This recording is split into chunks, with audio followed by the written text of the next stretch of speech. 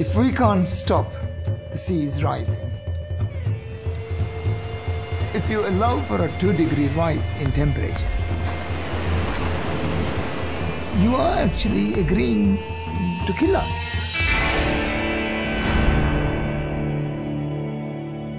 I have an objective, which is to save a nation. I know it's a huge task.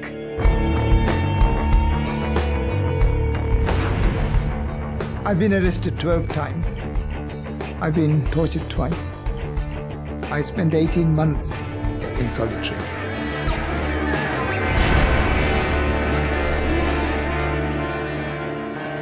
We won our battle for democracy in the Maldives. A year later, there are those who tell us that solving climate change is impossible.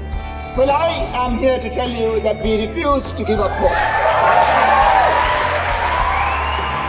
You do like a battle, don't you? It won't be any good to have democracy if we don't have a country. Everything is worse than we originally thought.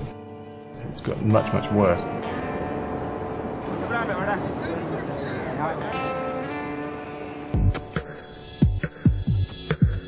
This is a mission, and I have to get it done.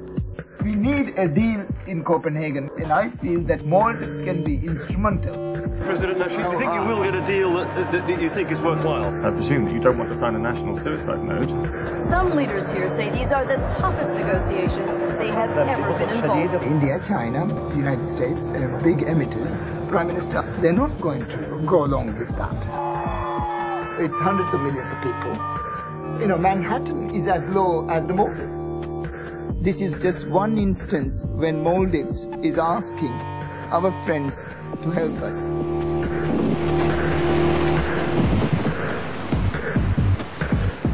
We just can't disappear. We just can't.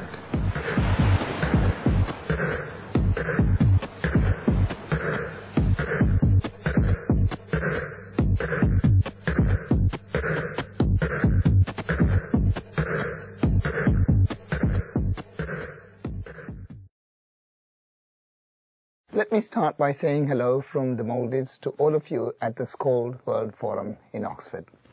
I was hoping to be with you in person, but I'm with you instead in spirit.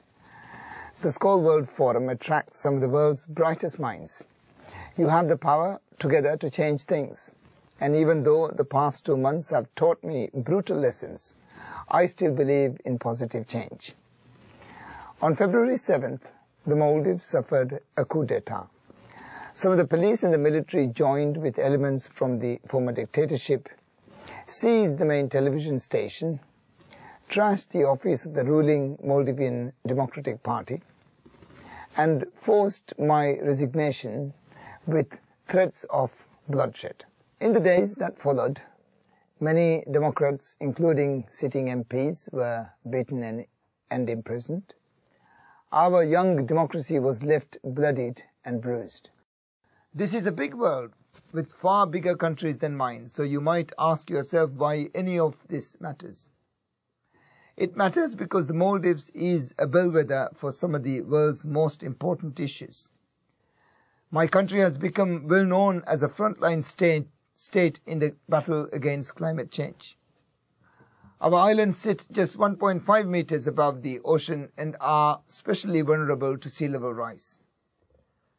But what happens to the Maldives today happens to the rest of the world tomorrow. We are the canary in the world's carbon coal mine. Maldives is also relevant for other international issues. We have become something of a precursor for democracy in Muslim countries. What happens here seems soon to happen elsewhere. My country became a democracy in 2008, shaking off the autocratic strongman Maumoon Abdul Qayyum, who had ruled our islands for 30 years. We held the first free and fair multi-party elections in our 2,500-year history. We ran on a ticket of civil liberties and democratic change, and we won. This victory mattered a lot to us, and to others as well. We did not know it then, but we were a precursor for change. 2 years later, the Arab Spring blossomed across the Middle East. Other young people were also prepared to fight for political freedoms and better life. it was all going so well. But I fear now that the Maldives, such a strong forerunner to the Arab Spring, could become a foretaste of a new Arab winter. Until last month, our new administration was on track to deliver our election pledges. And for the first time, Maldivians were free to speak their minds publicly, vote for a political party of their choosing, and read a newspaper that wasn't censored by the state. But dictatorships don't always die when the dictator leaves office. The new administration inherited a looted treasury, corrupt police, and a rotten judiciary that ensured nobody from the former regime could be prosecuted, and in doing so paved the way for their return. Today we are calling on the new regime to end police violence, respect fundamental rights, and hold fresh presidential elections. We believe that Maldivians, like other people everywhere, deserve a democratic government, not enforced down the barrel of a gun but chosen through the ballot box. I hope you will stand with our pro-democracy movement in the Maldives and with the Maldivians. We applaud all of you at the Skoll World Forum for creating positive change in your own countries. And we stand with you in your efforts to improve the world. Thank you.